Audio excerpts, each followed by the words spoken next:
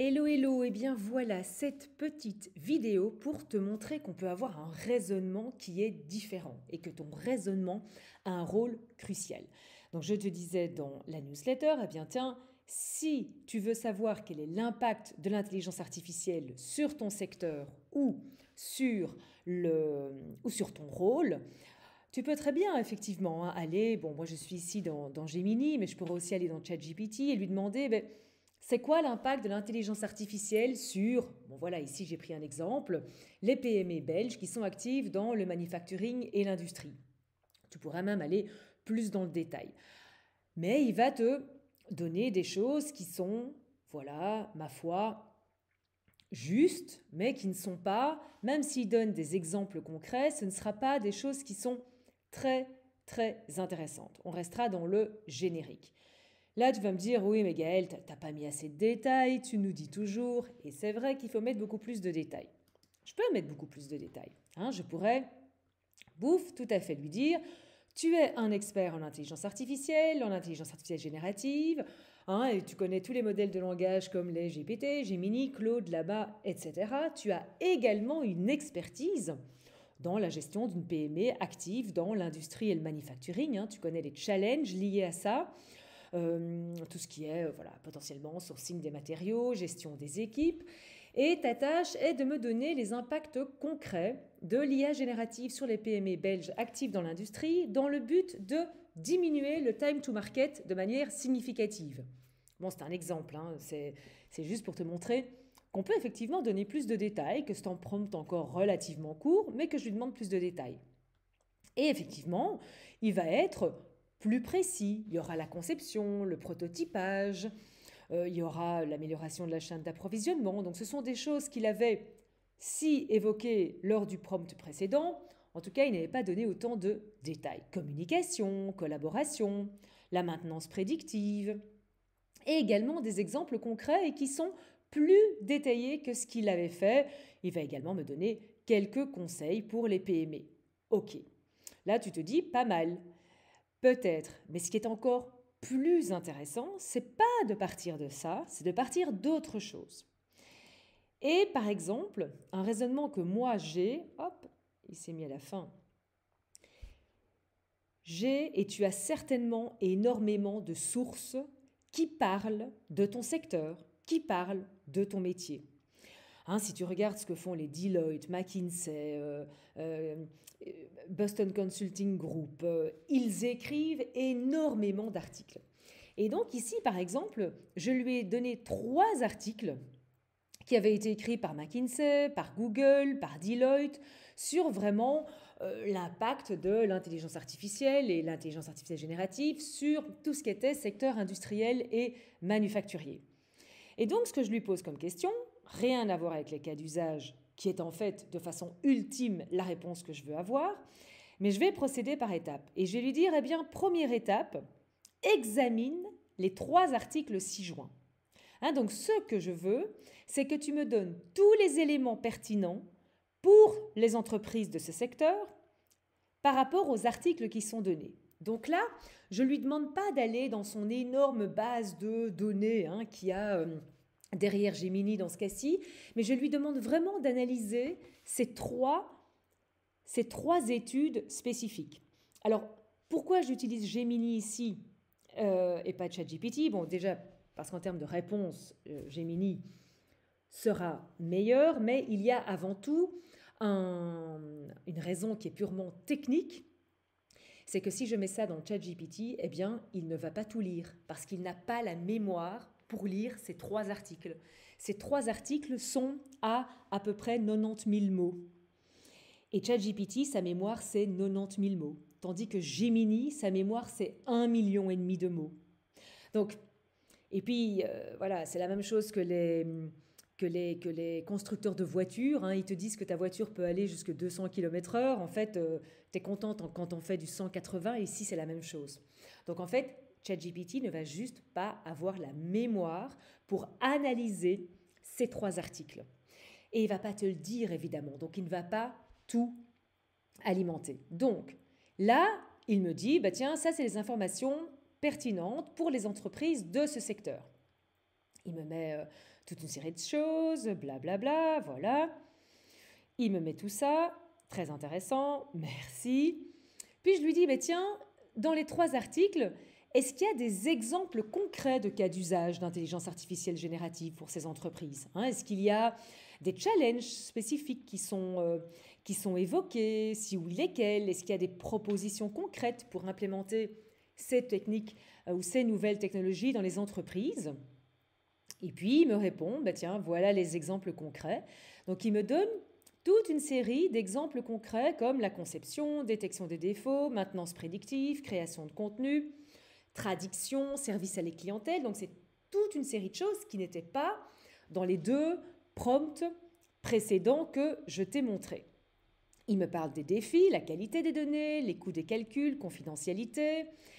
Il me fait des propositions pour implémenter l'IA générative, très bien.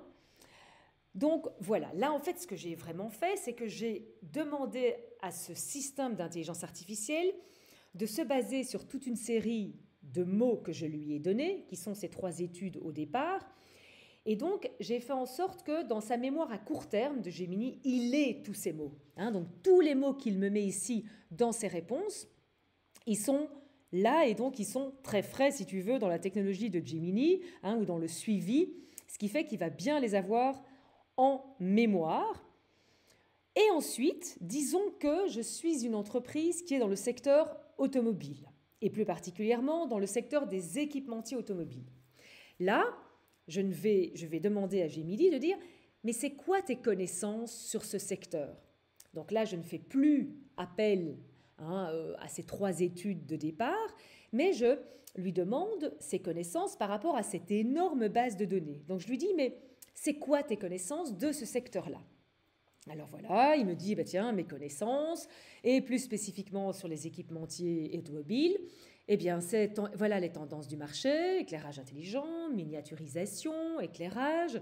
Donc là, on est d'accord, hein. Je lui demande ce qu'il sait, je ne parle pas d'intelligence artificielle, je veux juste qu'il mette tous les mots qu'il connaît, toutes les connaissances qu'il connaît sur mon secteur, dans cet exemple-ci, en tout cas, dans mon secteur spécifique, qui est celui de l'automobile et de tout ce qui est équipementier en luminaire. Donc, il me met les défis pour ces équipementiers. Il me met des exemples d'équipementiers comme Valeo, Ella, etc. Et puis, il me parle quand même de l'IA générative et de l'éclairage automobile et de l'impact que ça a, conception, simulation, détection, personnalisation. En résumé, c'est un secteur en pleine transformation. Ok, je me dis... Moi, je ne suis pas une spécialiste du secteur automobile et au niveau luminaire, hein. Donc toi, évidemment, quand tu feras cet exercice, tu mettras des choses que tu connais en termes de ton secteur ou de ton rôle. Donc tu pourras potentiellement lui poser des questions additionnelles là-dessus. Moi, ce que je lui ai posé comme question additionnelle, c'est quelles sont tes connaissances par rapport à ce secteur sur les PME belges actives dans ce secteur spécifique. Alors voilà, il me le dit, tiens, paysage des PME belges dans l'éclairage automobile. C'est la spécialisation, l'innovation, la flexibilité. Il me donne des exemples, défis et opportunités, voilà, l'adoption de l'IA générative. Il me fait des recommandations, voilà. Et ensuite, je lui dis qui je suis. Bon, j'ai pris un exemple, je ne suis pas Valeo Vision Belgique, mais je dis, ok, eh bien moi, je suis Valeo Vision Belgique, je suis située à Ath, je fais partie du groupe Valeo, je lui explique. Et ici, ce que j'ai fait, vu que je ne travaille pas chez Valeo, j'ai été sur leur site web et j'ai juste fait un copy-paste de toute la façon dont Valeo Vision se décrivait. Et puis, j'ai mis, donc je me voilà, conçoit et produit en Belgique des feux anti-brouillard, patati patata. Et puis, je lui dis, mais quels sont les challenges dans ce secteur et de cette entreprise au vu des nouvelles technologies de l'intelligence artificielle et de ce qui est dit dans les études que tu examinais plus haut dans cette discussion. Donc là, en fait, je lui demande vraiment, sur base de tout le flux qu'on a fait jusqu'à présent, de me donner les challenges du secteur. Et là, il me dit, voilà, au vu des études examinées et de votre description, il me met les challenges. Compétences et formations, intégration logicielle, qualité des données, les coûts, réglementation. Donc tu vois déjà que j'arrive à quelque chose de beaucoup plus précis, de beaucoup plus pertinent, Il me parle de la concurrence aussi, quelles sont les opportunités. C'est pas mal. C'est vraiment pas mal. Tu vois, quelles sont les réglementations, hein, tout ce que selon lui il faut faire. Et puis là, j'arrive avec ma question finale qui était OK, pourrais-tu me donner les cas d'usage concrets d'intelligence artificielle générative qui pourraient répondre aux 2 challenges principaux de cette entreprise, donc Valeo Vision, diminuer le time to market et améliorer sa veille concurrentielle. Bon, ce sont des exemples, hein, je ne sais pas du tout si ce sont 2 challenges de cette entreprise, ce sont des exemples, mais il est important à ce moment-là d'arriver avec des choses précises. Et là, tu verras qu'il est très pertinent dans ce qu'il répond. Il me dit, tiens, pour diminuer le time to market, conception générative de modules d'éclairage. Ça veut dire quoi? Exemple, qu'est-ce que tu dois fournir à l'intelligence artificielle? Quels sont les avantages? Tout ce qui est simulation et optimisation de la performance. Voilà ce qu'il peut faire. Voilà les exemples. Voilà les avantages. Donc tu vois que là, il me donne des choses beaucoup plus personnalisées. Améliorer la veille concurrentielle. Voilà. Donc ce que je te conseille vraiment, c'est de te faire confiance, de faire confiance au raisonnement qui est le tien, en te disant, tiens, moi j'ai un bon raisonnement, je vais maintenant me faire accompagner de ces intelligences artificielles pour évidemment avoir des réponses que moi je ne pourrais pas avoir dans un temps aussi court. Et tu peux faire la même chose, hein, autre exemple, mais comparable, c'est si tu es directeur financier dans une entreprise. Bon, ici, le modèle est en anglais, mais j'avais aussi trouvé, que ce soit chez Ernst Young, que ce soit, voilà, je ne sais plus très bien lequel de ces grands cabinets de consultance avait écrit sur tout ce qui était finance et comptabilité. Ici également, c'était Deloitte. Donc, je lui demande aussi, quelles sont les tâches je lui dis, ta tâche, c'est d'identifier tous les éléments qui qui impactent le département financier d'une entreprise. Et là aussi, quand je pars de là, il me demande toute une liste. Et puis, de la même façon, hein, je fais, OK, qu'est-ce que tu connais du secteur automobile? Donc voilà, bon, là, il est en anglais, mais en gros, il me répond la même chose.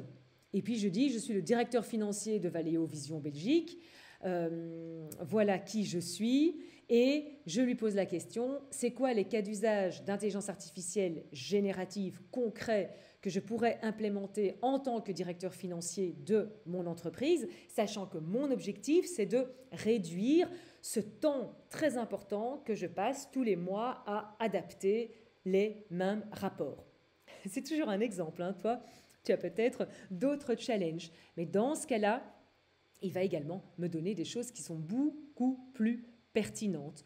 Donc voilà, c'est ce que je voulais te montrer aujourd'hui. C'est que bien entendu, tu peux poser des questions, tu peux poser des questions simples et tu auras des réponses qui sont certainement pas fausses, mais pas très personnalisées, mais que tu peux également agir de façon totalement différente pour faire en sorte d'accumuler dans la conversation que tu as avec lui, un ensemble d'informations et de mots pertinents pour petit à petit détailler ta question et donc avoir des réponses plus personnalisées. Donc voilà, je t'encourage évidemment à tester, à faire aller ta créativité par rapport à ce raisonnement qui t'est certainement propre et tu as maintenant des outils fantastiques pour aller encore plus vite et encore plus loin. Ciao, ciao!